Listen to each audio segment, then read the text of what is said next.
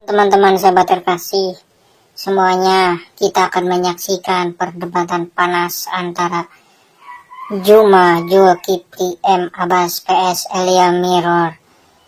Di sini Elia Mirror beliau memakai data dan dalil, tapi Juma ya bukannya mau ngajak debat, malah ke arah menghujat dengan modal suara besar. Baik, tanpa lama-lama kita tonton perdebatan antara Juma dan Elia Mirror. Terima kasih. Kan sekte di Antioquia itu karena dia mengaku dia diutus sebagai rasul kepada orang-orang yang tidak bersunat. Maka jemaat pertama, orang-orang yang tidak bersunat, pemakan babi adalah Kristen, dan itu tidak ada korelasinya dengan pengajaran Yesus. Jadi ketika Yesus mengatakan waspadalah kepada serigala-serigala yang nyamar seperti domba, yang dimaksud tidak lain adalah Paulus in the gang. Silakan Anda bantah. Oke. Ya, terima kasih Pak Juma ya. Sebenarnya saya juga mau menunjukkan bahwa seringkali Bapak Juma dalam rautan argumentasinya itu gagal sekali berpikir dengan apa yang saya sampaikan. Kemudian merujuk dari apakah orang-orang Kristen yang di jemaat yang didirikan Yesus itu bersunat? Iya, bersunat. Ketika saya bilang ya bersunat, langsung Bapak berpikir bahwa wah, argumentasi saya sudah patah karena itu. Enggak. Sebenarnya ini hanya ketidaktahuan Anda ya. Orang Yahudi yang percaya Yesus itu tetaplah harus disunat. Karena sedangkan orang Yahudi yang percaya Yesus tidak dibebankan hukum sunat. Kisah Para Rasul 21 ayat 25. Tetapi mengenai bangsa-bangsa lain yang telah menjadi percaya, sudah kami tuliskan keputusan-keputusan kami, yaitu mereka harus menjauhkan diri dari makanan yang dipersembahkan berhala, dari darah, dari daging binatang yang mati, dan dicekik dari percabulan. Ayat 20-nya kalau kita melihat sebelum sampai kepada konklusi ini, mendengar itu mereka memuliakan Allah. Lalu yang berkata kepada Paulus, saudara, lihatlah beribu-ribu orang Yahudi telah menjadi percaya, dan semuanya rajin memelihara hukum Taurat. Di ayat 22-nya, tetapi mendengar tentang engkau, bahwa engkau mengajar semua orang Yahudi yang tinggal di antara bangsa-bangsa lain untuk melepaskan hukum Musa. Bangsa lain untuk melepaskan hukum Musa. Bapak harus mengerti ya, bahwa ketentuan sunat itu diberikan kepada yang memang diteruskan dari Abraham, kemudian berakhir di orang-orang Yahudi dari kedua belah suku Israel ini sebagai bentuk perjanjian mereka. Kemudian selanjutnya dikatakan sebab engkau menyatakan supaya mereka jangan menyunatkan anak-anaknya dan jangan hidup menurut adat istiadat kita. Jadi kita harus mengerti teman-teman bahwa hukum sunat ini adalah hukum yang only berlaku bagi orang-orang Yahudi. Tapi karena Yesus menyatakan pergilah jadikanlah semua bangsa muridku, baptislah mereka di dalam nama Bapa, Putra dan Roh Kudus. Artinya hukum Yahudi ini tak berlaku lagi bagi dunia ini. Itu berlaku bagi mereka aja. Bagi dunia ini tidak berlaku lagi hukum sunat karena mereka sudah disunatkan melalui kematian Kristus. Inilah relevansi yang saya katakan. Saya tetap konsisten dalam argumentasi saya. Saya tidak mau gagal berpikir ya. Nah, ketika Yesus menyatakan baptislah semua orang di dalam nama Bapa, Putra, Roh Kudus, kemudian juga Paulus. Jadi Paulus ini bukan bertentangan dengan Yesus. Ini harus yang diperhatikan ya teman-teman. Paulus ini menginjil bagi dunia. Karena di ayat 21 dikatakan bahwa di antara bangsa-bangsa lain dan Yahudi dan bangsa-bangsa lain yang melepaskan hukum Musa. Artinya bangsa-bangsa lain itu tidak terikat dengan hukum Musa. Inilah mengapa orang Yahudi itu sangat fanatik dengan orang-orang di bangsa lain. Artinya memang hukum Israel yang sangat ketat ini, yang tadinya perlakuan hukum Taurat ini tidak berlaku lagi bagi bangsa lain. Makanya orang Kristen yang non-Yahudi itu tidak perlu disunatkan. Itu argumentasi yang pertama. Argumentasi yang kedua, mengapa orang-orang Yahudi atau pada masa ketika Yesus mendirikan jemaatnya yang adalah Petrus sang batu karang itu, mereka adalah orang-orang bersunat. Argumentasi yang pertama itu karena mereka adalah orang Yahudi. Kemudian orang yang kedua, argumentasi yang kedua agar itu tidak menjadi batu sandungan atas pemberitaan mereka. Paulus dengan jelas menegaskan bahwa Timotius itu haruslah disunat, gitu ya, karena karena si Timotius ini ibunya seorang Yahudi teman-teman yang telah menjadi percaya gitu. Sedangkan ayahnya itu seorang Yunani ya, Yunani, sehingga menurut hukum Yahudi Timotius itu termasuk orang Yahudi. Ini jadi karena keyahudian mereka itu diwajibkan untuk bersunat. Gitu. Jadi orang yang di luar Yahudi, non-Yahudi, tetapi Injil juga diberikan kepada mereka. Karena Yesus menyatakan bahwa Injil itu harus diberitakan kepada seluruh dunia, ya maka itu tidak berlaku gitu. Karena karunia keselamatan ini diberikan bagi semua orang gitu. Jadi penafsirannya itu harus relevan, jangan dikait-kaitkan yang satu dengan yang lain dan hanya untuk mengukuhkan asumsi kita gitu. Itu prinsip hermeneutika Kristen, itu jelas dalam hal ini gitu ya. Jadi sebenarnya tidak ada yang bertentangan gitu, Pak Juma. Oke, baik. Ya. Saya ulangi dengan narasi Anda yang begitu panjang. Saya mau tanya kepada saudara, menurut Yesus Injil mana yang harus diberitakan kepada semua bangsa muridnya? Jawab. Apa yang mereka saksikan itu? Semua. Injil, bukan Injil Lukas, Injil Markus, Matius, Yohanes, Surat Paulus. Injil itu bukan satu establishing karena belum ada kanonisasi. Oke, Ya. berarti dengan kata lain bukan kitab saudara. Dengan kata lain bukanlah kitab saudara yang Yesus perintahkan untuk diberitakan. Catat itu. Ya, karena memang itu belakangan dikanonkan. Ya, saya setuju. Oke, sip. Anda sudah akui, bagus. Nah, sekarang gini, ketika saudara mengatakan Taurat itu tidak berlaku untuk bangsa lain lagi, emang Taurat itu pernah berlaku untuk bangsa lain? Memang nggak pernah. Taurat itu untuk Bani Yakob. Jadi Yesus mati di atas tiang salib untuk membatalkan hukum Taurat untuk Kristen itu nggak nyambung.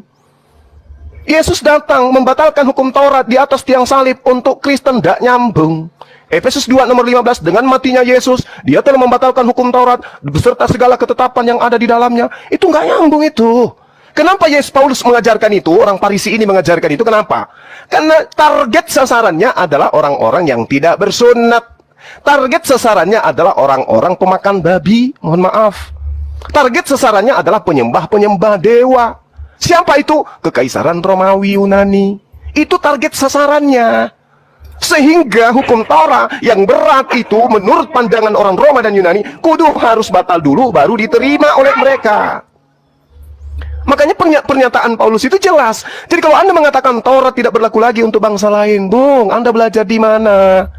Hukum Taurat itu untuk Bani Israel, bukan untuk non-Israel. Maka sekarang, hai orang Israel, dengarkanlah ketetapan dan peraturan yang kuajarkan kepadamu untuk dilakukan supaya kamu hidup.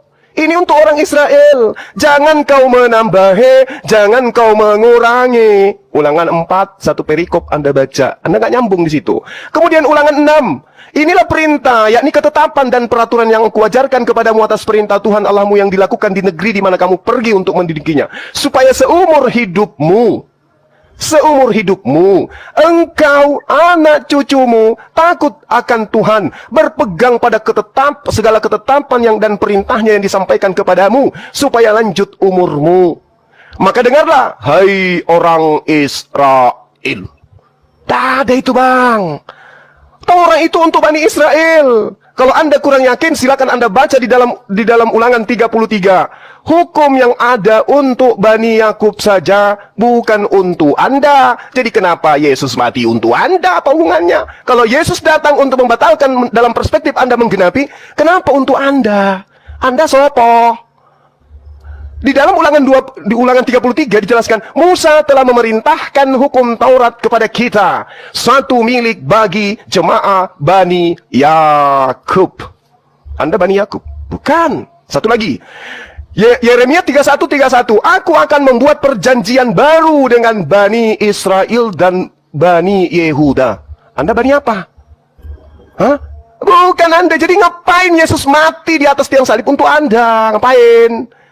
Tujuannya untuk membatalkan hukum Taurat. Iya, berarti Yesus untuk Bani Israel, bukan untuk Anda. Kalaupun dia dipaksakan untuk mati sebagai persembahan kepada dewa, dia dipersembahkan untuk Bani Israel, bukan untuk Anda. Kecuali Anda benar-benar Romawi dan Yunani yang dihadiahkan konsep Tuhan, dihadiahkan kitab, baru betul. Aku ini adalah Bani Romawi dan Yunani, pengikut Paulus yang meminjam nabi yang datang kepada Bani Israel untuk kami tuhankan. Itu baru betul. Saya jempol kalau Anda jujur di situ. Yang pertama, Anda sudah mengakui jemaat mula-mula yang didirikan oleh Petrus adalah jemaat bersunat, berarti mereka bukan Kristen. Mereka adalah Bani Israel yang percaya Yesus utusan Tuhan, belum terkontaminasi dengan ajaran Farisi. Sedangkan yang di Antioquia murni mutlak absolut pengajaran Farisi. Muncullah Kristen penyembah manusia, dan itu Anda aminkan hari ini. Makanya saya tanya, Injil mana? Injil Lukas? Bukan. Markus? Bukan. Injil yang mana? Ya Injil Yesus. Mana Injil Yesus itu? Baca kitab Anda. Kalau Anda punya Bible, saya ajarin sekarang. Di dalam Yohanes 1 nomor 48, Yesus memanggil Filipus. Filipus, ikutlah denganku. Dia ikut denganku, wahai Filipus. Filipus disebut namanya, ada legalitas dari Yesus untuk Filipus. Lalu kemudian di Kisah Para Rasul 8 di nomor 35, Filipus memberitakan tentang Injil Yesus. Yang diajarkan oleh Filipus adalah Injil Yesus, bukan Injil Lukas, Markus, Matius, Yohanes, bukan. Jadi kalau Anda pun memaksakan memberitakan Injil kepada seluruh makhluk, maka berita yang harus didengarkan itu adalah Injilnya Yesus yang dibawa oleh Filipus, bukan Lukas, bukan Paulus. Sadari itu. Kalau Anda memang benar-benar ingin selamat. Yesus punya Injil sendiri yang diberitakan muridnya Filipus, dan Filipus mendapatkan legitimasi jelas. Sementara Paulus, Lukas, Markus, pengarang Matius, pengarang Yohanes, pengarang Markus, itu tidak ada legitimasi dari Yesus. Sementara sumber firman, bahkan kalian mengatakan firman itu adalah Sang Firman, itu adalah Yesus. Sang Firman memberikan legitimasi kepada Filipus, bukan kepada penulis Injil Anda. Jadi Injil Anda itu bukan yang harus diberitakan ke seluruh dunia. Simpan itu di peti. Cari Injil Filipusnya, beritakan kepada dunia. Disitulah yang benar. Injil Filipus masih ada sisanya. Yesus menikah dengan istrinya Maria. Silakan. Oke. Terima kasih Pak Juma. Ya, saya ini ya sudah cukup mendengarkan tadi ya apa yang disampaikan. Saya mau bantu yang pertama dulu.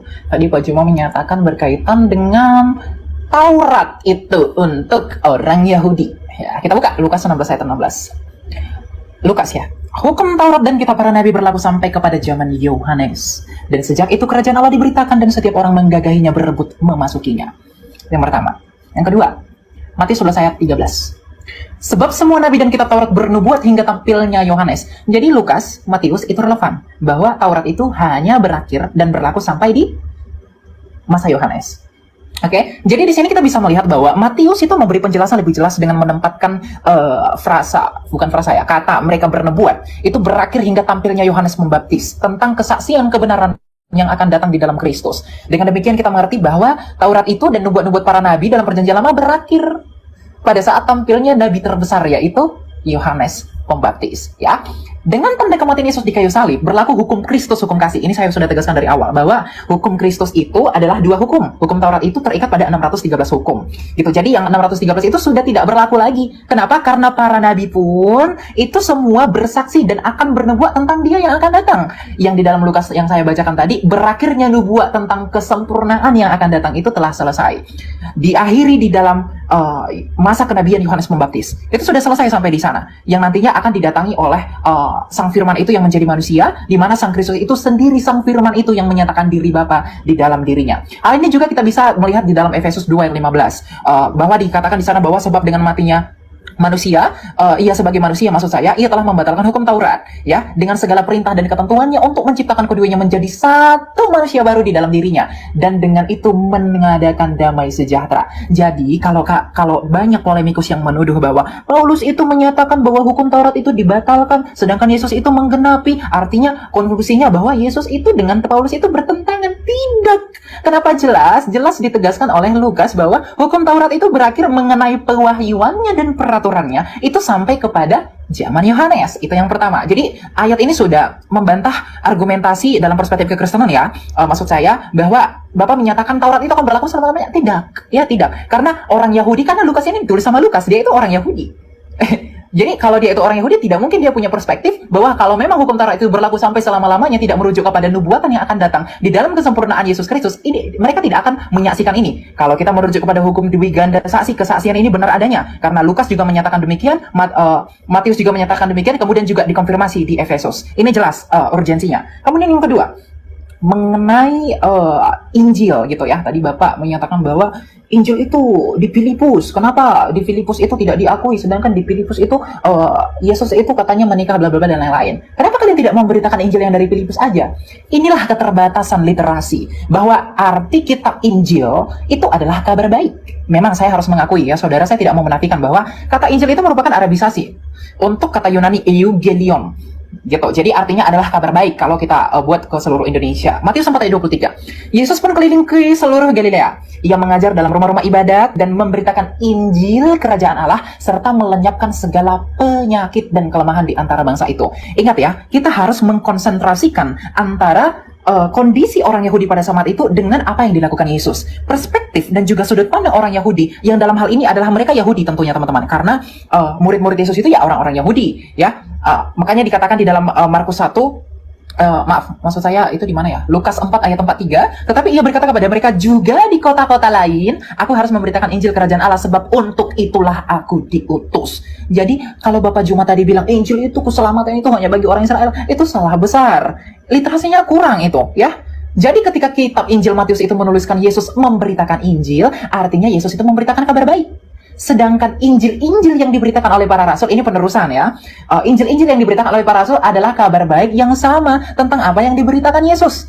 Meskipun memang Yesus itu selalu menekankan kepada perspektif dan budaya pada saat itu mengenai pernyataan dirinya sendiri secara implisit. Tetapi di perjanjian baru, artinya para murid yang bersaksi tentang pemberitaan Kristus itu memberikan penjelasan yang lebih clearest artinya. Jadi lebih jelas tentang siapa Kristus itu sebenarnya. Jadi Injil Kerajaan Allah itu yang diberitakan Yesus Kristus itu adalah sentralitasnya berada di dalam Yesus Kristus, tetapi para rasul dan para murid menegaskan itu lagi. Hubungannya dengan apa? Dengan amanat agung Yesus Kristus bahwa Injil itu harus diberitakan ke seluruh dunia. Jadi Injil itu tidak terbatas pada apa yang ditulis murid tertentu saja, Bapak Juma, tapi itu merujuk kepada kabar baik. Kabar baik itu dalam hal ini telah disampaikan Yesus bahwa kamu harus membaptis orang di dalam nama Bapa, Putra, dan Roh Kudus. Ini relevansinya dengan apa? Dengan keselamatan yang Yesus tawarkan itu, dengan mengalahkan maut, dengan kematian dan kebangkitannya di kayu salib. Jadi kabar baik di sana adalah karena ketika Yesus itu menyatakan bahwa hidup di zaman pada saat itu, dia belum mati. Jadi Injil Kerajaan Allah itu yang merujuk kepada dirinya sendiri. Sedangkan ketika Yesus memberi mandat dan amanat agung baptislah mereka di dalam nama Bapa, Putra, dan Roh Kudus, dia sudah mati, tapi bangkit kembali. Artinya Yesus secara implisit menyatakan kepada murid-murid, sampaikan ke dunia bahwa aku telah mati, aku telah bangkit, dan aku naik ke surga dan baptis mereka di dalam nama Allah Tritunggal agar mereka dapat diselamatkan. Inilah yang disebut dengan kabar baik itu. Tidak bertentangan dengan apa yang Yesus ajarkan. Saya juga bingung dengan rautan argumentasi apa Anda mengkait-kaitkannya dengan Filipus, kemudian juga menuduh bahwa Yesus itu pernah menikah. Yesus itu pernah menikah tidak pernah divalidasi fakta sejarah. Tutup Alkitab, kita buka fakta sejarah. Tulisan Marabin Serapion, kemudian tulisan Tacitus, kemudian juga siapa namanya satu lagi saya lupa, yang dari Roma itu. Mereka tidak pernah menyaksikan Yesus Kristus itu menikah. Bahkan Flavius Josephus itu membuktikan dan juga menuliskan dalam sejarahnya bahwa Yesus itu diakui dan dianggap orang Yahudi itu bangkit pada masa itu, dan tidak pernah menuliskan historikal tentang pernikahannya dia. Jadi Injil itu merujuk kepada kabar baik, terlepas dari bagaimana memang perspektif dari budaya pada bangsa itu. Gitu Pak Juma ya. Terima kasih. Oke, baik ya. Jadi Paulus sendiri mengakui di dalam Galatia 1 nomor 6, aku heran bahwa kamu begitu lekas berbalik daripada dia yang oleh kasih karunia Kristus memanggil kamu dan mengikuti satu Injil yang lain. Ya. Jadi saudara harus memahami bahwa dari zaman Paulus saja, Injil-Injil itu sudah bertebaran. Banyak Injil yang kemudian ada pada masa itu. Sehingga ketika saudara mengatakan bahwasanya Injil yang Anda maksud adalah yang diberitakan kabar gembira, Paulus yang menorehkan catatannya sendiri mengatakan bahwa banyak Injil lain. Ya, banyak Injil lain yang ada pada masa itu. Bukan hanya kitab saudara yang sekarang ini mencari jalan untuk membatalkan hukum-hukum yang datang kepada Bani Israel. Saudara dengan entengnya mengatakan bahwasanya hukum Taurat itu hanya berlaku pada masa Yohanes sampai masa Yohanes. Itu maunya Anda. Ilmu Anda itu Anda dapatkan dari mana? Dari Lukas. Lukas iki sopo? Anda mengatakan Lukas ini orang Yahudi. Data Anda dari mana? Lukas aja dari namanya itu adalah nama orang Roma. Oke? Dan tidak ada catatan yang mengatakan bahwa Lukas itu orang Yahudi. Tidak. Lukas itu jelas oleh tradisi Kristen sendiri menduga dia berasal dari Antioquia, Syria, dan dia berdarah Yunani. Lalu ketika saudara mengatakan dia orang Yahudi, ilmu dari mana Anda dapatkan itu? Ya, ilmu dari mana? Lukas itu tidak dikenal oleh Yesus. Ya. Nah, lalu kemudian ketika Anda mengatakan hanya sampai kepada Yohanes, berarti Anda menyelisih pernyataan Yesus. Di dalam kitab saudara sendiri menerangkan, Yesus berkata bahwa hukum Taurat itu lebih mudah langit dan bumi lenyap daripada setitik dari hukum Taurat itu batal. Mana yang benar ini? Pengakuan Yesus atau pengakuan Lukas? Yang mana yang benar? Sementara Yesus sendiri, sabar. Yesus sendiri mengatakan demikian. Terus di dalam kitabnya orang Yahudi terkait dengan Taurat, itu dijelaskan, janganlah kau menambahi, jangan kau mengurangi. Jadi jangankan batal, dikurangi aja tidak bisa. Ilmu Anda dari mana? Hanya ingin melegalkan ajaran Farisi, kemudian Anda mengatakan bahwa hukum Taurat itu berlaku hanya sampai di Yohanes saja. Berarti ada pengurangan. Sementara perintah Tuhan ini jangan kau menambahi, jangan kau mengurangi. Dan sampai hari ini orang Yahudi masih ada. Sedangkan Injil yang diberitakan kemudian oleh Filipus jelas adalah Injil Yesus. Tidak pernah mengatakan Injil Lukas, Injil Markus, nggak ada. Yang diberitakan oleh Filipus ini adalah Injilnya Yesus. Injil Yesusnya mana?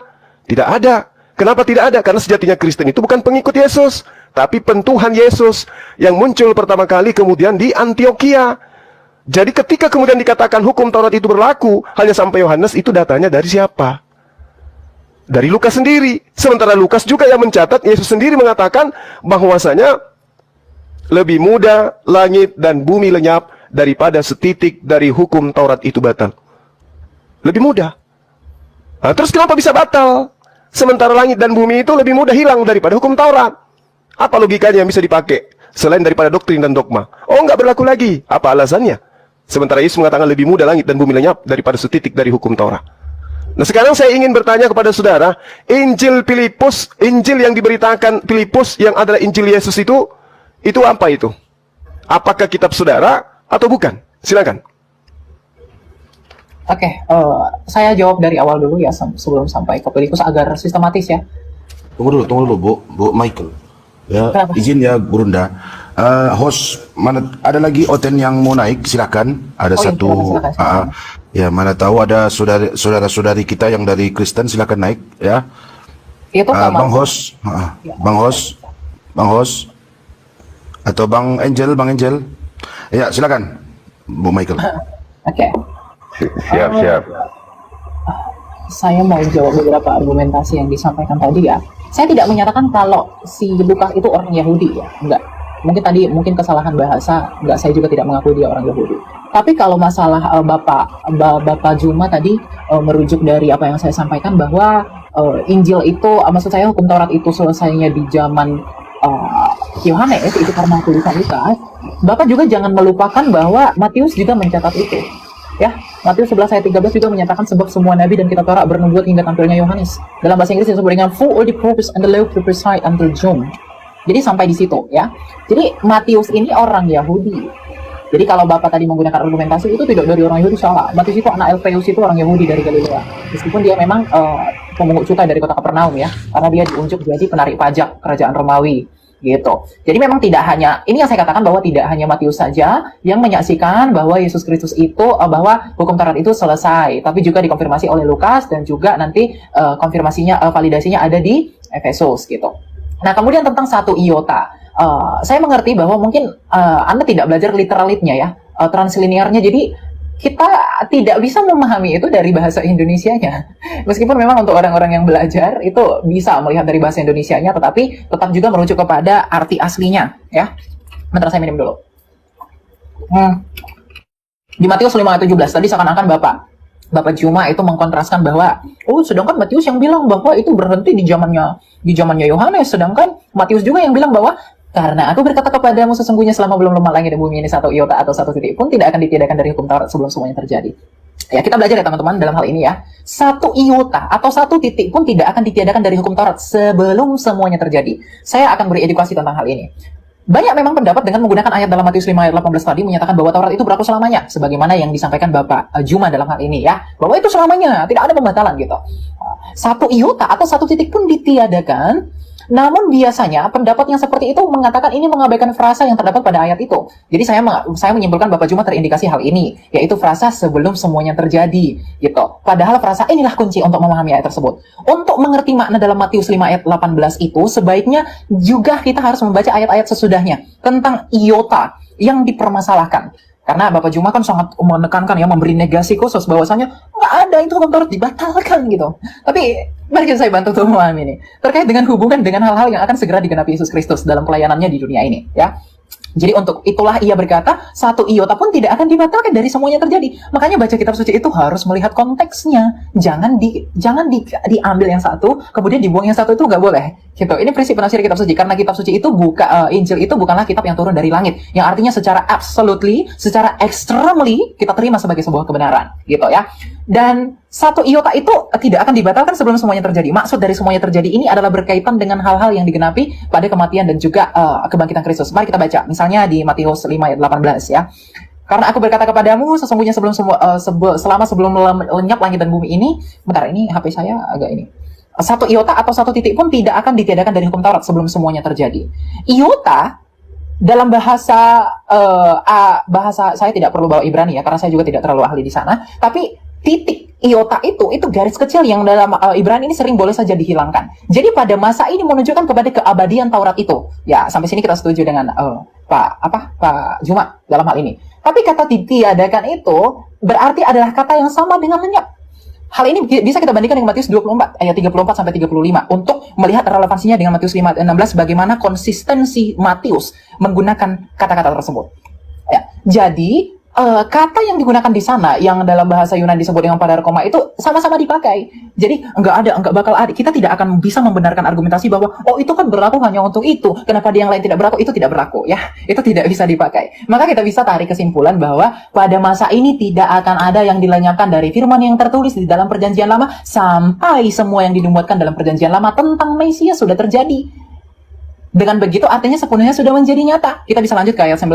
Karena itu siapa yang meniadakan salah satu perintah hukum Taurat sekalipun yang paling kecil dan mengajarkannya demikian kepada orang lain, ia akan menduduki tempat yang paling rendah dalam kerajaan sorga. Ini menunjukkan bahwa Yesus itu sedang berusaha mengkontraskan posisi Taurat dengan apa yang akan datang. Tetapi siapa yang melakukan dan mengajarkan segala perintah-perintah hukum Taurat, ia akan menduduki tempat yang tinggi di dalam kerajaan sorga.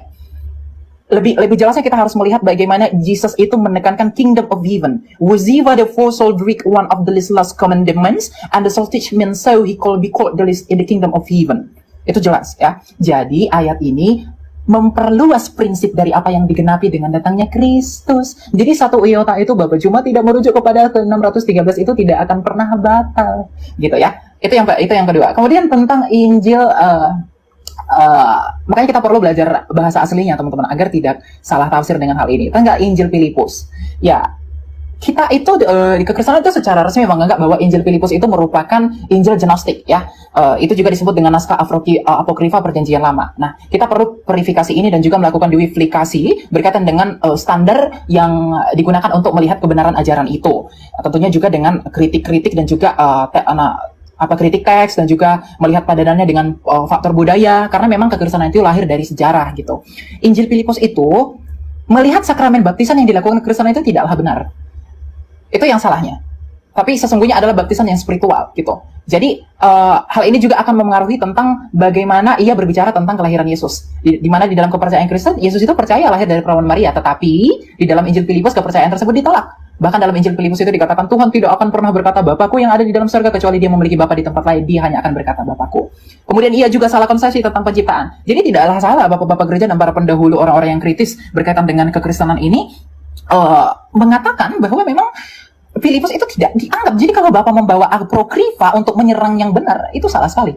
Jadi takutnya Anda teridentifikasi untuk terkena logical fallacy ya gitu. Jadi ambillah hal-hal yang kami anggap sebagai sebuah kebenaran untuk menyatakan kebenaran yang Anda maksudkan itu gitu. Jadi apa yang disampaikan dalam Injil Filipus ini juga tentunya kontras dengan apa yang disaksikan sejarah. Seperti yang saya katakan bahwa Injil itu sangat dikonfirmasi oleh sejarah. Tulisan-tulisan para sejarawan itu menyatakan bahwa Yesus tidak pernah menikah. Karena kalau kita melihat dari gayanya orang Semitik berbicara tentang riwayat hidup tentang seseorang, dia harus menjelaskan itu, apalagi berkaitan dengan pernikahan.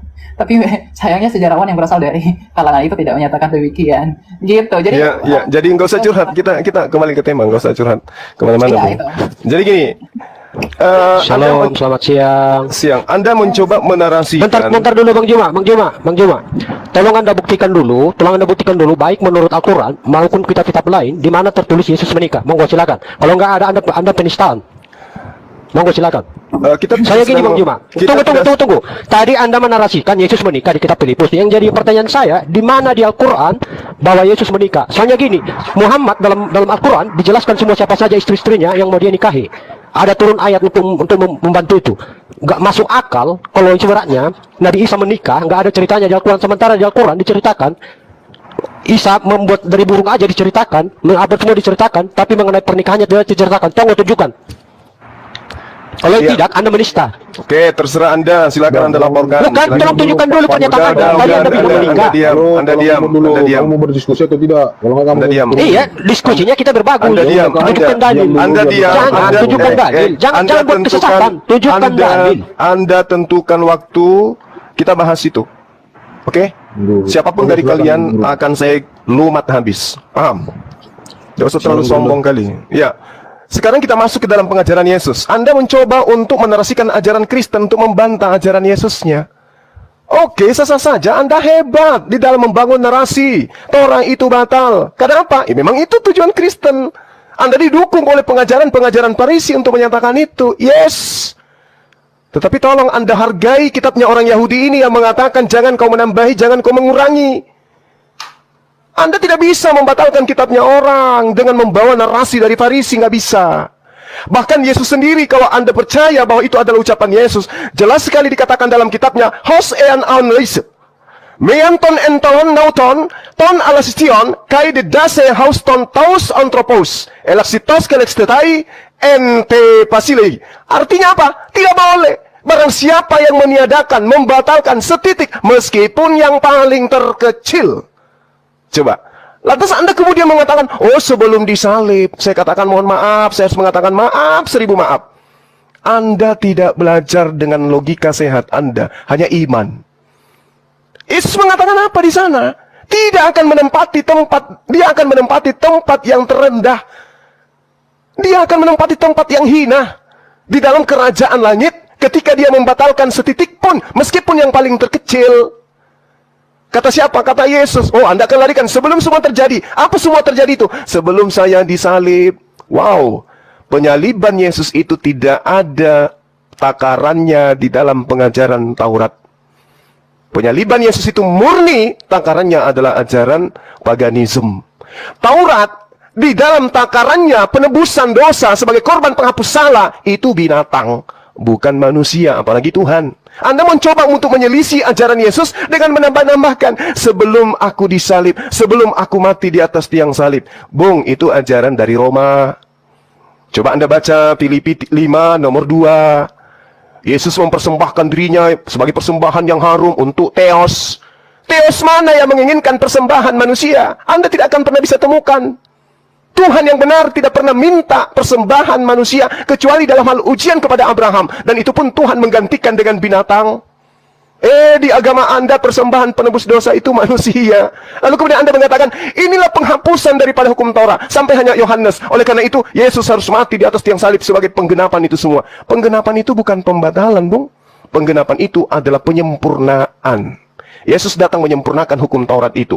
Apakah penyempurnaan hukum Taurat dengan membunuh anak manusia di atas tiang salib? Itu ajaran paganisme, ya. Tapi ajaran Taurat, kita berbicara mengenai ajaran Taurat. Di mana Tuhan mengatakan akan berhenti hukum Taurat itu hanya kepada Yohanes, itu di mana? Tidak ada pengajaran itu, kecuali pengajaran yang muncul kemudian 300 tahun kurang lebih setelah pengesahannya di konsili, barulah kemudian hal itu Anda benarkan. Dan Anda mengajarkan ajaran ini karena diajarkan oleh Barat kepada Anda. Bukan orang Yahudi yang mengajarkan itu. Orang Yahudi mana? Tradisi mana? Kitab apa? Di tengah-tengah mereka yang mereka jadikan acuan. Hukum Tuhan yang datang kepada kita sudah selesai pada saat pengarang kitab Yohanes mengatakan itu. Ketika pengarang Lukas mengatakan itu. Dan Anda salah tadi. Itu bukan kitab Matius. Anda belajar lagi. Yang mengatakan itu adalah kitab Lukas. Anda asal bicara saja, tapi Anda tidak memahami data yang sesungguhnya. Jadi saya katakan sekali lagi kepada saudara, Yesus sendiri mengatakan, siapa yang meniadakan hukum Taurat meskipun yang paling terkecil, dia akan menempati tempat terhina di langit. Apa itu? Neraka. Makanya kalian diusir oleh Yesus. Enyahlah daripadaku kalian semua pembuat kejahatan. Siapa yang tidak membuat kejahatan? Yang melakukan kehendak Bapa. Apa kehendak Bapa? Hukum Taurat. Jadi siapa yang tidak melakukan hukum Taurat, berarti mereka tidak berlaku berdasarkan atas kehendak Bapa. Siapa yang tidak berlaku kehendak Bapa, dia diusir. Kemana? Ke neraka. Mana dalilnya? Matius 13:50. Baca itu. Tak ajarin, ambil pulpen, catat. Ya, Anda boleh menarasikan agama Anda, silakan. Oh, berlata-lata, berapi-api Anda menjelaskan. Tapi yang Anda jelaskan itu untuk kemudian menyanggah ajarannya Yesus adalah pengajaran orang Farisi. Ya percumi. Percumi.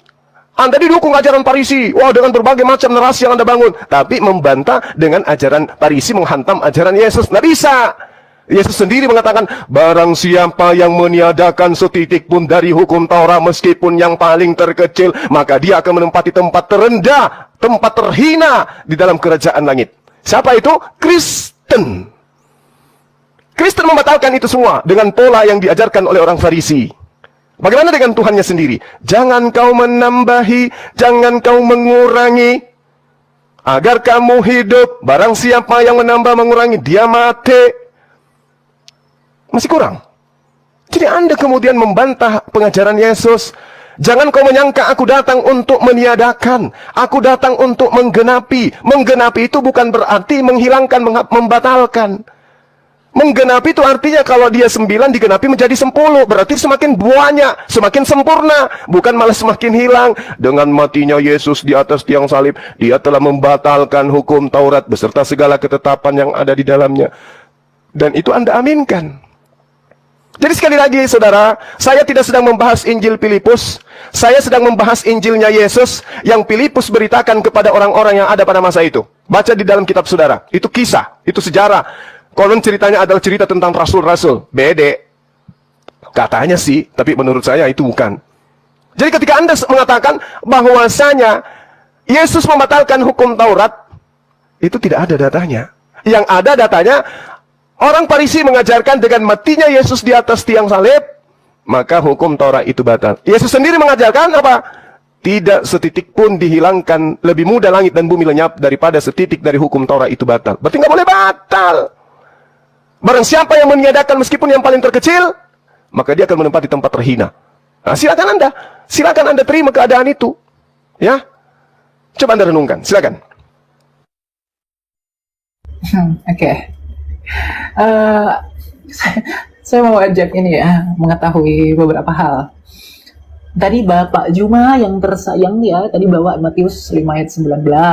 Berkaitan dengan, karena itu siapa yang meniadakan salah satu perintah hukum Taurat, sekalipun yang paling kecil, dan mengajarkannya demikian kepada orang lain. Coba kita pelajari kata iuse, yang merupakan verba yang ditulis dalam bentuk aorist active subjunctive. Dan kita korelasikan dengan bagaimana penafsiran kasuistik orang Yahudi. Ya, iuse itu berarti meniadakan. Meniadakan itu relevan dengan memperlunak, kemudian juga memperlemah, dan lain-lain gitu, yang dilakukan oleh orang-orang Farisi. Dan kita mengikuti perspektif mereka. Bagaimana penafsiran mereka, yang saya katakan tadi itu, sifatnya itu kasuistik. Mereka membuat hukum Taurat itu dapat gampang dilaksanakan karena memperlemah dan memperlunak kuasa moral hukum Taurat itu. Maka mereka disebut dengan menduduki tempat paling rendah, menduduki tempat yang paling tinggi. Artinya secara harfiah, itu disebut tak berarti. Itu penafsiran kasuistik. Ya, sebaliknya, Yesus itu menyatakan bahwa yang melakukan dan mengajarkan segala perintah-perintah hukum Taurat, ia akan menduduki tempat tinggal, ya tempat yang tinggi ya, tempat yang tinggi di dalam kerajaan surga. Segala perintah yang merujuk kepada apa yang dinyatakan Yesus itu, merujuk kepada hukum Taurat di Perjanjian Lama. Dan hal-hal yang segera menyusul, yakni rumusan Kristus yang lebih dalam tentang hukum Taurat, yang menunjukkan kepada penggenapan sesungguhnya. Kita bisa bandingkan ini misalnya dalam Matius 5 ayat 38, Matius 22, kalau nggak salah ayat, pokoknya di antara ayat 34 sampai ayat 34, dan Yesus Kristus itu merujuk kepada dirinya yang akan segera mengajarkan kegenapan Taurat dan revitalisasi yang ia rumuskan itu menjadi hukum kasih. Hal ini kita bisa lihat di dalam ayat 20 misalnya di Matius 5. Saya tidak keluar dari konteksnya meskipun tadi Pak Juma membawa narasi lain, tapi nanti saya akan jawab itu ya. Di Matius 5:20 itu dikatakan bahwa maka aku akan berkata kepadamu, jika hidup keagamaanmu tidak lebih benar daripada hidup keagamaan ahli-ahli Taurat dan orang Farisi, sesungguhnya kamu tidak akan masuk ke dalam kerajaan surga. Kita bisa melihat ini padanan yang saya katakan tadi, bahwa kebenaran yang ada di sana itu lebih tepat daripada hidup keagamaan. Jadi kebenaran itu lebih tepat daripada hidup keagamaan. Ini urgensi kekristenan, ya. Jadi lebih benar bukan berarti lebih besar. Ahli-ahli Taurat yang adalah orang yang menganggap dirinya sebagai pengajar hukum Taurat, kemudian mereka adalah Farisi yang kemudian orang-orang yang mengaku mengajarkan hukum Taurat mengerjakan, maksud saya, masuk dalam kerajaan surga itu tidak tergantung pada hubungan Allah, dan ini harus diperlihatkan dalam kehidupan dan ajaran yang bersifat mendalam itu. Ini yang Yesus revitalisasi. Jadi saya tadi sudah menerangkan dari bagaimana transit interlineasinya berkaitan dengan satu iota itu merujuk pada apa. Kemudian tadi Bapak Juma menyatakan kalau satu iota tidak ada, selalu penekanannya di sana, dan di sana. Tapi tidak melihat konteks dekatnya. Saya pikir ini kesalahan berpikir yang sangat fatal. Ya. Kemudian yang kedua, tadi juga mana ya? Bapak Juma tadi menyatakan, saya catat tadi berkaitan dengan sebentar. Berkaitan dengan enyahlah gitu, bahwa mereka yang sesat itu enyahlah mereka yang menyebut aku Tuhan, melainkan dia melakukan kehendak Bapakku di surga. Tadi Bapak Juma itu menyatakan bahwa kehendak Bapakku di surga merujuk kepada Taurat, ya, merujuk kepada Taurat. Di sini juga saya kita harus lihat Matius 7 ayat 22 itu, ayat 22 itu merujuk kepada latar belakang yang ada di sana. Jadi kita nggak boleh comot-comot Bapak Juma. Bapak Juma itu tidak boleh mempersamakan persepsi bagaimana kitab yang ada di dalam kepercayaan saudara itu sama dengan perspektifnya kami. Tidak tentunya ya. Karena kita harus lihat latar belakangnya. Karena setiap ayat itu punya maksud dan tujuan sesuai kontennya dan konteksnya. Maka sebaiknya ayat ini tidak dicuplik 2 ayat saja sebagaimana yang Bapak Juma lakukan. Tetapi kita mundur sedikit ke belakang. Kita mulai dari ayat 15. sampai ke 23. Saya tidak akan baca karena itu terlalu lama, tapi jelas pada konteks Matius 7 ayat 15 sampai 23 itu tentang pengajaran sesat. Jelas sekali konteks Tuhan Yesus itu memberikan peringatan kepada murid-muridnya bahwa nanti akan ada orang-orang yang melakukan abusement tentang pengajaran Tuhan yang sebenarnya. Mereka ini bertindak seolah-olah sebagai nabi atau pengajar. Ya, itu memang sudah dibuktikan sejarah, banyak ajaran sesat yang menentang keilahian Yesus, kemudian juga rumusan Tritunggal. Meskipun dalam perspektif kekristenan, hal ini merupakan hal yang dimaksud kepada apa yang dirujuk oleh Yesus Kristus. Gitu. Hal ini pula dinegasikan oleh Yesus Kristus di dalam Matius 24. Jadi, seperti yang kita temukan bagaimana kepalsuan itu banyak tentang nabi-nabi palsu yang bersaksi dan lain-lain, itu merujuk kepada hal pengajaran sesat yang disampaikan Yesus. Jadi, kehendak Bapa di surga itu tidak merujuk kepada kamu harus melakukan hukum Taurat. Karena kalau dengan demikian, maka kontradiksilah isi yang disampaikan Matius ini dengan Matius juga yang menyatakan bahwa semuanya sudah berakhir ketika zaman Yohanes. Karena di dalam Matius 11 ayat 13, Matius buka sendiri, Matius 11 ayat 13, Matius berbicara sebab semua nabi dan kitab Taurat bernubuat hingga tampilnya Yohanes. Jadi tidak mungkin Yohanes memperkarakan dan menyatakan dua hal yang berbeda dan kontradiksi. Kalau memang Anda menafsirkannya demikian. Jadi sebenarnya itu adalah penafsirannya itu ya harus holistik. Jadi tidak ambil satu kemudian buang yang lain. Gitu. Jadi apa yang dimaksudkan Pak Juma dalam hal ini dalam rangka menuduh kekristenan, ketika kekristenan itu datangnya dari Paulus, tidak sesuai dengan ajaran Yesus, kemudian juga tidak sesuai dengan apa yang disampaikan Matius, ayat Alkitab itu kontradiksi. Kekontradiksian itu saya pikir lahir dari ketidakmengertian kita tentang konteks dan budaya orang Yahudi pada saat itu. Dan kemudian juga berkaitan dengan kata yang Bapak Juma sampaikan tadi tentang yang siapa yang melakukannya itu mendapat tempat paling hina. Kita harus memahami bahasa mereka, karena bahasa mereka itu bukan bahasanya orang Indonesia yang dengan mudah bisa dapat dimengerti, karena sangat kompleks. Bahasa Semitik itu sangat kompleks, gitu. Jadi demikian, Pak Juma. Oke, saudara harus memahami lebih jauh. Kitab Anda itu bukan bahasa Semitik, itu bahasa Yunani, bahasa Greek. Ya, jadi Anda jangan mengatakan bahasa yang ada dalam kitab saudara itu harus dipahami berdasarkan dengan rasa bahasa Semitik. No, itu bukan bahasa Semitik, bahasa Yunani, bahasa Yunani. Nah, kemudian ketika Anda membawa Matius, Anda mengatakan kontradiksi dong ya. Wajar kontradiksi. Toh penulis Matius itu bukan si Lewi murid Yesus, bukan. Apa pembuktiannya? Baca Matius 9 nomor 9. Setelah Yesus pergi dari situ, Yesus melihat seorang yang bernama Matius duduk di rumah cukai. Lalu ia berkata kepadanya, ikutlah aku. Maka berdirilah Matius lalu mengikuti dia. Bukti bahwa pengarang kitab Matius bukan Matius murid Yesus. Itu satu. Jadi kalau mendapatkan kontradiksi, ya wajar. Namanya juga bukan firman Tuhan. Lalu kemudian Anda mencoba menarasikan Matius 7, Bung. Matius 7 nabi palsu itu bisa dilihat dari buahnya. Baca satu perikop. Kalau Anda mengutip katanya, Anda yang harus membaca satu perikop. Dari buahnya itu jelas. Apa buah dari pengajaran nabi palsu? Memanggil Yesus Tuhan. Bermujizat dengan menggunakan nama Yesus, mengusir setan dengan menggunakan nama Yesus, bernubuat dengan menggunakan nama Yesus. Itulah buah pengajaran nabi palsu. Agama mana itu? Agama Anda. Dari mana Anda mendapatkan agama Anda? Dari orang Farisi. Kepada siapa Yesus minta agar diwaspadai? Orang Farisi. Paulus orang mana? Orang Farisi. Tokoh dari mana? Dari Kristen. Di mana dituliskan? Kisah Para Rasul 23 nomor 6. Masih kurang datanya? Oke, saya tambahkan kalau gitu. Di dalam kitab saudara jelas sekali ketika saudara mengambil Matius 5 nomor 20. Maka aku berkata kepadamu, jika hidup keberagamaanmu tidak lebih benar, apakah Kristen dengan mempersembahkan manusia sebagai korban penebus salah, penebus dosa itu benar? Daripada dibandingkan bagi ajaran Yahudi? Tidak. Apakah dengan orang Kristen menghilangkan hukum Torah, maka orang Kristen dihitung lebih benar? Tidak. Apa pembuktiannya? Paulus sendiri menuliskan di dalam Galatia 2 nomor 14, orang yang tidak bersunat adalah orang yang hidup secara kafir. Apakah orang yang hidup secara kafir lebih benar daripada ahli Taurat? Bullshit. Oke? Jadi bukan Kristen yang dimaksud hidup lebih benar daripada hukum Torah itu, daripada hidup dengan keagamaan di ahli Taurat. Bukan. Tidak boleh kemudian Anda mengatakan bahwasanya Matius 5 nomor 20 cerminan pembatalan hukum Torah dan yang benar adalah Kristen. Bullshit. Justru Matius 5:20 ini tidak boleh mengikuti Kristen. Saya bacakan ayatnya supaya Anda paham. Maka aku berkata kepadamu, aku Yesus, jika hidup keagamaanmu tidak lebih benar daripada orang Farisi yang hidup dalam ahli Torah, dan tidak lebih benar dari orang-orang Farisi, sesungguhnya kamu tidak akan masuk ke dalam kerajaan surga. Berarti ada kehidupan yang harus lebih benar daripada orang Kristen. Oke? Paulus ini orang Farisi, pendiri agama Kristen, harus hidup beragama yang lebih baik dari agama yang diajarkan Farisi, yaitu Paulus, yaitu Kristen. Harus. Itu yang Anda harus paham. Jadi tidak ada pembatalan hukum Taurat di dalam pengajaran orang Israel. Termasuk Yesus. Nggak ada. Jika hidup keberagamaanmu tidak lebih baik dari orang Farisi, artinya dari agama yang didirikan oleh orang Farisi, maka kamu tidak akan masuk ke dalam surga. Nah, ini data di dalam kitab saudara yang dicatat oleh orang yang menuliskan tentang Yesus bertemu dengan Matius, tapi dia bukan Matius.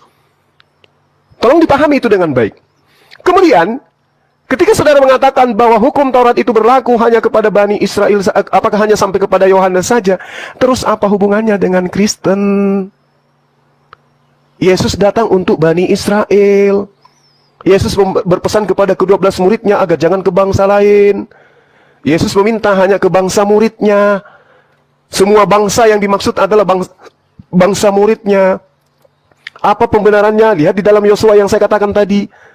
Yosua 10, jelas sekali dikatakan di sana. Nomor 21, pulanglah seluruh bangsa itu kepada Yosua. Berarti seluruh bangsa yang dimaksud adalah 12 suku bangsa Bani Israel. Anda tidak punya kapling di sana, Bung. Jadi sekali lagi saya katakan, saya kembalikan kepada tema yang tadi, bahwasanya Yesus datang kepada Bani Israel, mengajarkan Bani Israel untuk tidak meninggalkan hukum Taurat. Hukum Taurat tidak boleh ditambah dan tidak boleh dikurangi. Hukum Taurat adalah perjanjian Tuhan kepada Bani Israel dan juga Bani Yehuda. Tidak ada coupling untuk Kristen di sana. Demikian.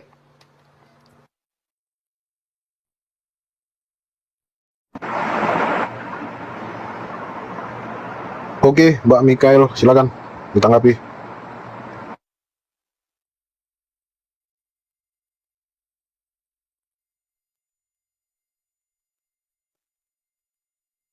Cek, Mikael. Michael lah, Michael. Oke, silakan. Oh, ini ada nggak? Sorry. Iya, ada. Silakan ditanggapi, Mbak. Saya boleh ikutan bicara nggak, Bro? Oh, Pak Maliki lah. Ya, Oke, dari mana, Pak? saya Kristen. Iya, oke. Boleh, silakan. Boleh ditambah, Pak, silakan. Oke. Iya. Silakan. Jadi yang dijelaskan oleh Ibu Mikael ya, dari tadi memang semua kawan kita nggak nangkap karena berbeda sudut pandang ya. Tentang hukumnya, hukum itu pada mulanya nggak ada. Lalu adanya kapan hukum itu? Ketika Israel ya ingin hukum tersebut, lalu diberikanlah hukum itu. Nah, dengan tujuan mereka akan taat terhadap hukum itu perjanjiannya. Ya, tetapi pada kenyataan, ketika seiring waktu mereka di padang gurun, ya berkelana 43 tahun, mereka tidak mampu melakukan hukum itu. Jadi yang dimaksud oleh Kristus tentang hukum Taurat, ya itu digenapi, itu jauh sudah terbilang ketika Yakub ya, ayahnya orang-orang Israel ya, Yakub disebut Israel. Di dalam Kejadian 49 ayat 10 dikatakan di sana segala ketetapan itu akan berlaku sampai kepada Sang Silo tampil. Sang Silo tampil ya. Jadi kenapa berlaku Sang Silo tampil dan kenapa Yesus itu menggenapi hukum itu?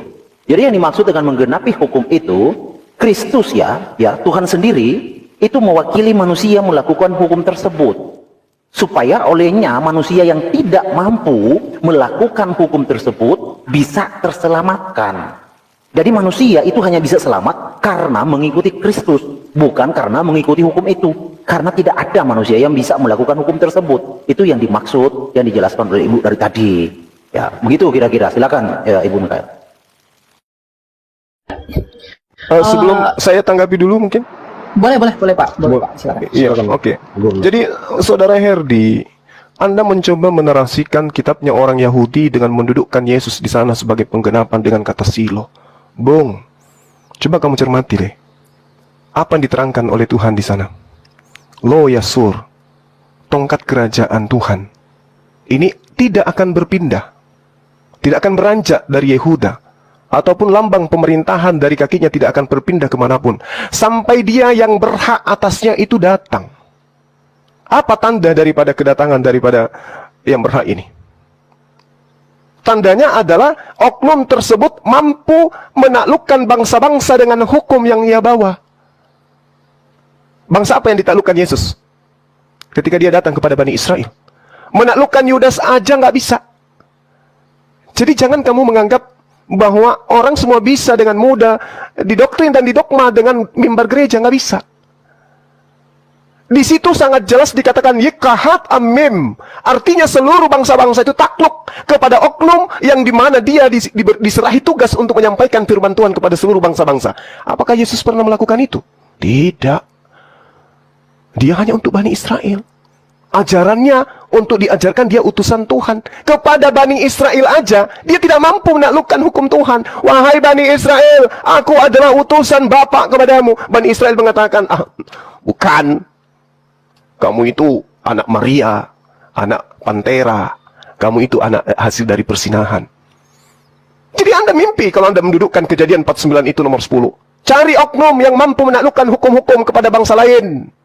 Oknumnya itulah yang dinubuatkan dalam Kejadian 49:10 itu. Yesus gugur segugur-gugurnya.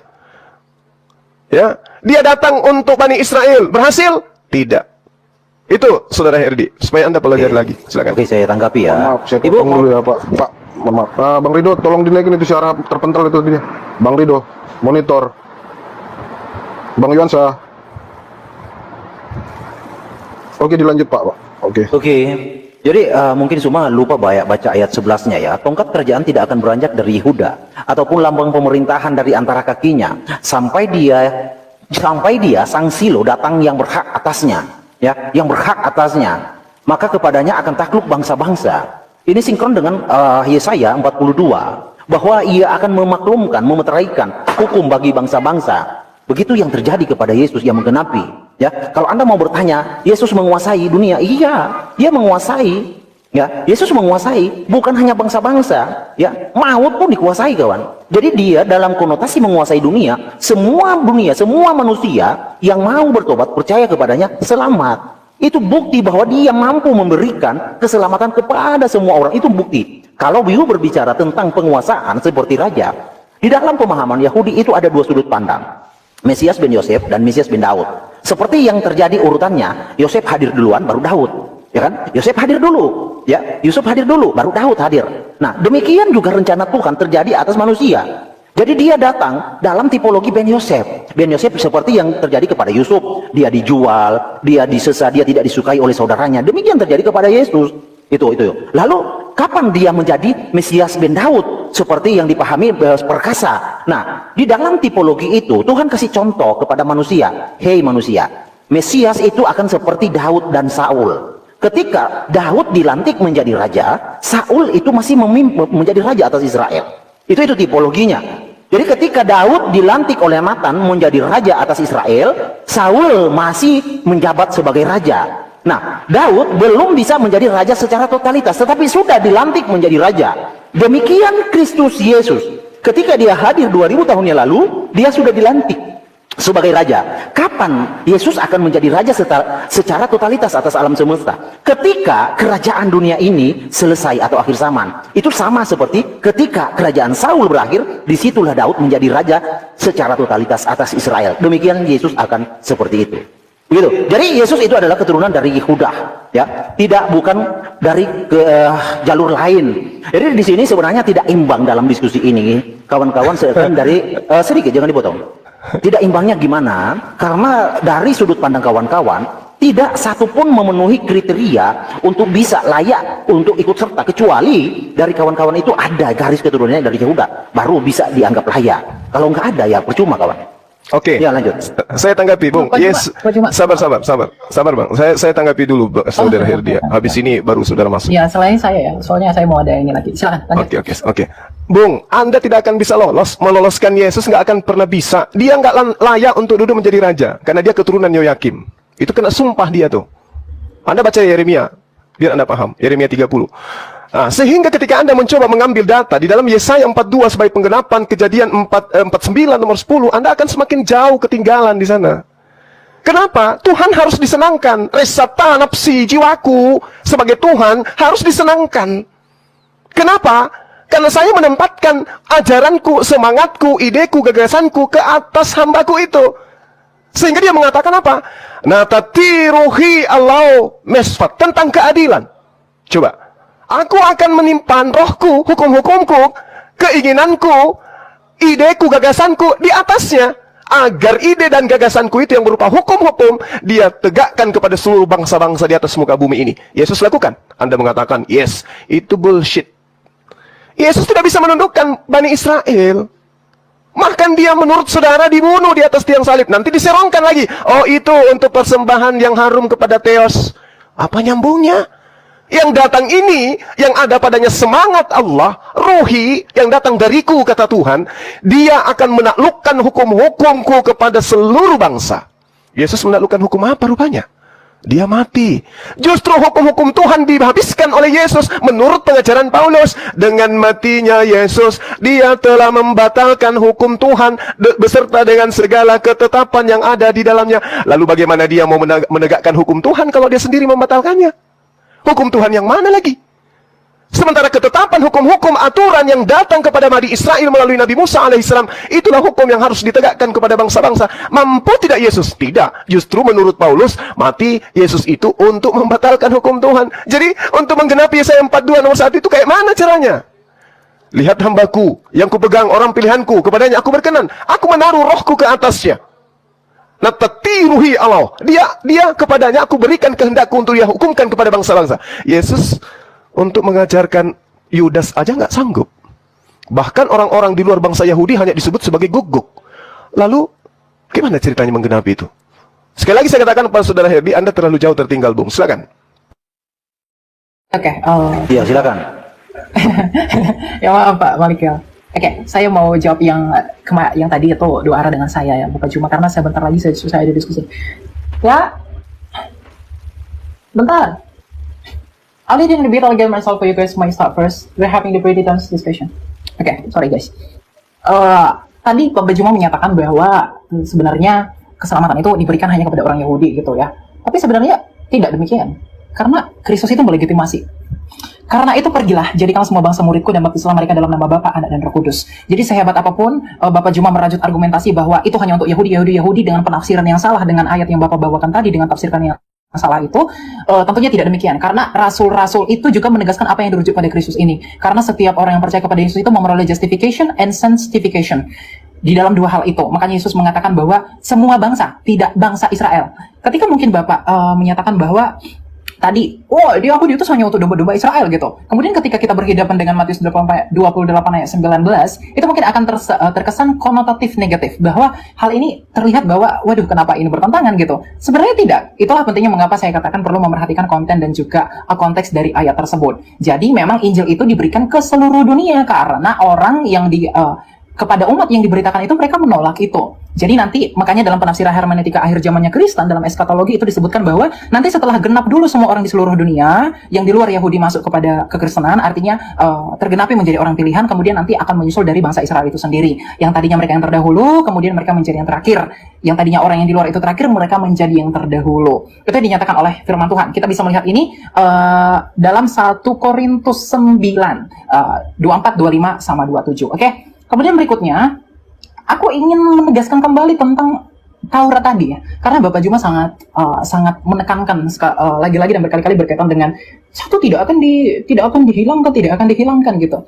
Saya lebih baik menyarankan belajar prinsip kasuistik dalam pemahaman orang Ibrani, dalam pemahaman orang Yahudi gitu, agar kita tahu translinernya itu artinya apa dari satu iota yang saya maksudkan tadi. Apa sebenarnya arti satu iota sebelum semuanya terjadi itu tidak akan dihapuskan gitu. Lagi dan lagi saya menekankan kepada bahwa kita itu tidak boleh menafsirkan di luar daripada konteksnya. Oke, kemudian yang berikutnya ini yang terakhir ya. Bentar, saya tadi Pak Juma juga sempat menyinggung berkaitan dengan inilah yang membuktikan bahwa itu Injil yang dibawakan oleh Paulus dan Yesus itu berbeda gitu. Saya sebenarnya sudah memberi argumentasi yang sangat mendalam berkaitan dengan apa sebenarnya dimaksud dengan Injil itu ya. Karena memang kekristenan itu mengakui bahwa Yesus itu merupakan sentralitas dari keselamatan itu yang dapat didapatkan hanya melalui perkabaran Injil itu saja, gitu. Jadi apa yang dikabarkan oleh para murid itu sentralitasnya kepada Yesus Kristus, sedangkan Yesus Kristus memberikan muara dan juga inisiasinya, gitu. Jadi kalau tadi ditafsirkannya bahwa, tidak, keselamatan itu hanya untuk Israel, kamu jangan pede. Saya pede karena Yesus berkata semua bangsa. Terima kasih teman-teman telah menyaksikan. Itulah tadi perdebatan antara Juma dan Elia Milor. Di sini saya perhatikan Elia Milor, beliau memakai data dan fakta sesuai apa yang ditulis di buku ataupun sejarah, sedangkan Juma ya sedikit data, tapi beliau lebih ke arah menghujat. Saya simak juga Juma ini terlalu keras sifatnya dan lebih ke arah menghujat, tentunya bukan mengajak berdiskusi dengan melontarkan kata-kata yang tidak pantas, berbeda dengan Elia Milor. Ya teman-teman, memang si Juma ini si manusia pelukul suntur, bukannya debat memakai data ataupun fakta, tapi malah menghujat. Nah, itulah mereka.